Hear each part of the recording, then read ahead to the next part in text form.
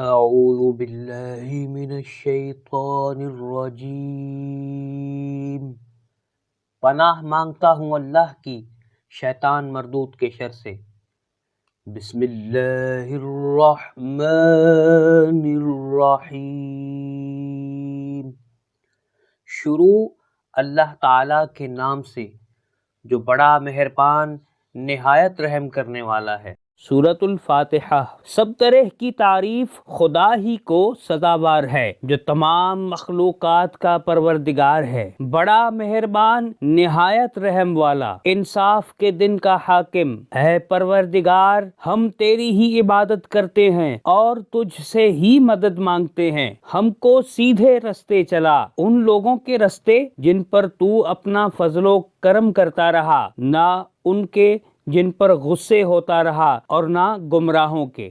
صحیح بخاری حدیث نمبر 7410۔ مجھ سے معاذ بن فضالہ نے بیان کیا، کہا ہم سے ہشام دستوائی نے، انہوں نے قتادہ بن دعامہ سے، انہوں نے انس رضی اللہ تعالی عنہ سے کہ نبی کریم صلی اللہ علیہ وآلہ وسلم نے فرمایا، اللہ تعالی قیامت کے دن اسی طرح جیسے ہم دنیا میں جمع ہوتے ہیں مومنوں کو اکٹھا کرے گا۔ وہ گرمی وغیرہ سے پریشان ہو کر کہیں گے، کاش ہم کسی کی سفارش اپنے مالک کے پاس لے جاتے تاکہ ہمیں اپنی اس حالت سے آرام ملتا۔ چنانچہ سب مل کر آدم علیہ السلام کے پاس آئیں گے، ان سے کہیں گے، آدم آپ لوگوں کا حال نہیں دیکھتے، کس بلا میں گرفتار ہیں؟ آپ کو اللہ تعالیٰ نے خاص اپنے ہاتھ سے بنایا اور فرشتوں سے آپ کو سجدہ کرایا اور ہر چیز کے نام آپ کو بتلائے، ہر لغت میں بولنا بات کرنا سکھلایا۔ کچھ سفارش کیجئے تاکہ ہم لوگوں کو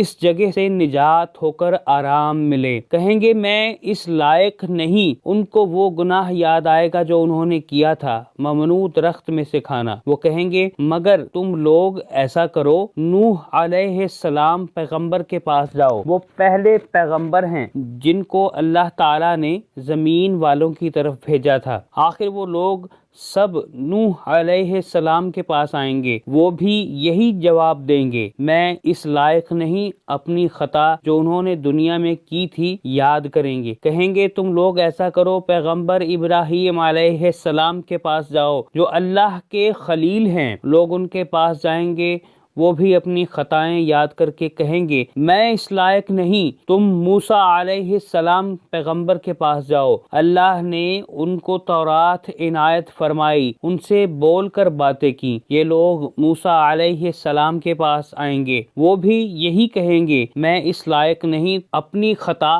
جو انہوں نے دنیا میں کی تھی یاد کریں گے، مگر تم ایسا کرو، عیسیٰ علیہ السلام پیغمبر کے پاس جاؤ، وہ اللہ کے بندے، اس کے رسول اور اس کے خاص کلمہ اور خاص روح ہیں۔ یہ لوگ عیسیٰ علیہ السلام کے پاس آئیں گے، وہ کہیں گے میں اس لائق نہیں۔ تم ایسا کرو، محمد صلی اللہ علیہ وآلہ وسلم کے پاس جاؤ، وہ اللہ کے ایسے بندے ہیں جن کی اگلی پچھلی خطائیں سب بخش دی گئی ہیں۔ آخر یہ سب لوگ جمع ہو کر میرے پاس آئیں گے، میں چلوں گا، اپنے پروردگار کی بارگاہ میں حاضر ہونے کی اجازت مانگوں گا، مجھ کو اجازت ملے گی، میں اپنے پروردگار کو دیکھتے ہی سجدے میں گر پڑوں گا، اور جب تک اس کو منظور ہے وہ مجھ کو سجدے ہی میں پڑا رہنے دے گا۔ اس کے بعد حکم ہوگا، محمد صلی اللہ علیہ وآلہ وسلم اپنا سر اٹھاؤ اور عرض کرو، تمہاری عرض سنی جائے گی، تمہاری درخواست منظور ہوگی، تمہاری سفارش مقبول ہوگی۔ اس وقت میں اپنے مالک کی ایسی ایسی تعریفیں کروں گا جو وہ مجھ کو سکھا چکا ہے یا سکھلائے گا، پھر لوگوں کی سفارش شروع کر دوں گا۔ سفارش کی ایک حد مقرر کر دی جائے گی، میں ان کو بہشت میں لے جاؤں گا، پھر لوٹ کر اپنے پروردگار کے پاس حاضر ہوں گا اور اس کو دیکھتے ہی سجدے میں گر پڑوں گا۔ جب تک پروردگار چاہے گا مجھ کو سجدے میں ہی پڑا رہنے دے گا۔ اس کے بعد ارشاد ہوگا، محمد صلی اللہ علیہ وآلہ وسلم اپنا سر اٹھاؤ، جو تم کہو گے سنا جائے گا اور سفارش کرو گے تو قبول ہوگی۔ پھر میں اپنے پروردگار کی ایسی تعریفیں کروں گا جو اللہ نے مجھ کو سکھلائیں یا سکھلائے گا، اس کے بعد سفارش کر دوں گا، لیکن سفارش کی ایک حد مقرر کر دی جائے گی۔